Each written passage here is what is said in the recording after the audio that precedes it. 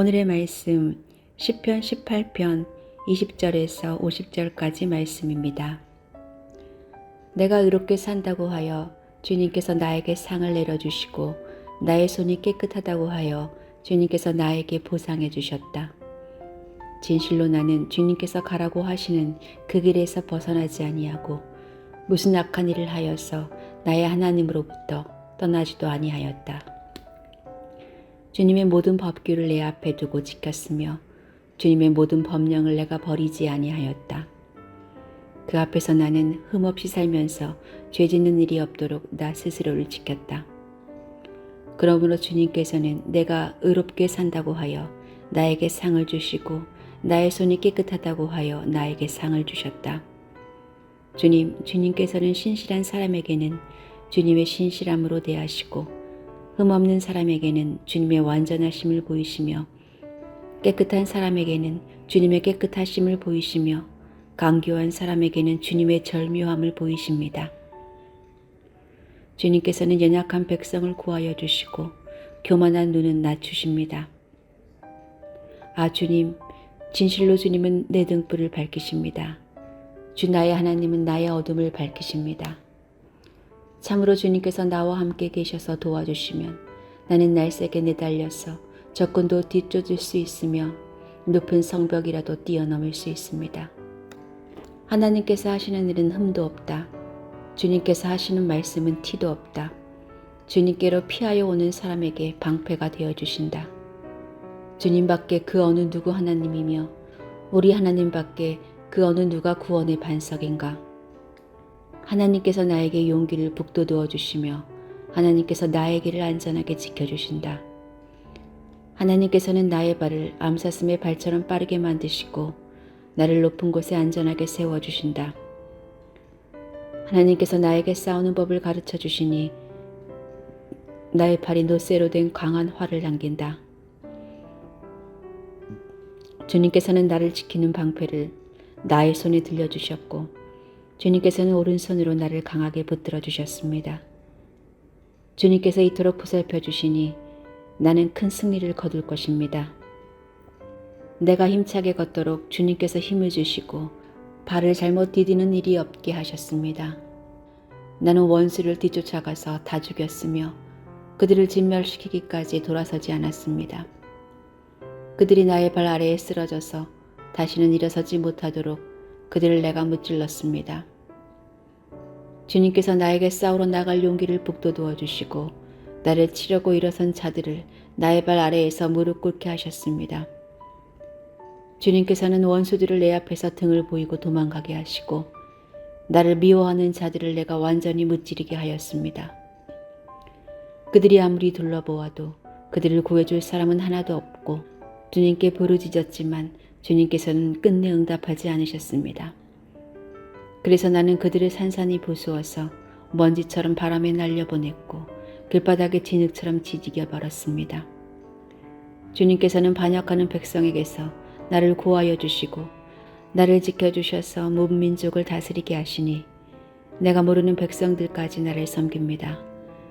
나에 대한 소문을 듣자마자 모두가 나에게 복종합니다.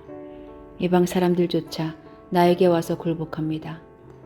이방 사람이 사기를 잃고 숨어있던 요새에서 나옵니다. 주님은 살아계신다. 나의 반석이신 주님을 찬양하여라. 나를 구원하신 하나님을 높여라. 하나님께서 나의 원수를 갚아주시고 무백성을 나의 발 아래 굴복시켜 주셨습니다.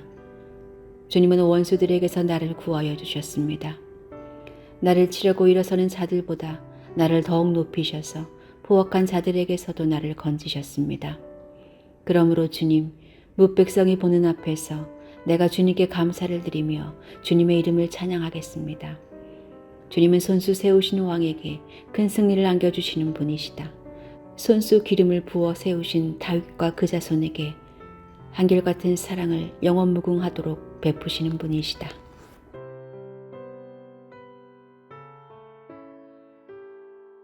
전쟁에서 큰 공을 세우고 돌아온 두 사람을 칭찬하면서 왕은 그 중에 한 사람에게 여러 보물을 선물로 주었습니다.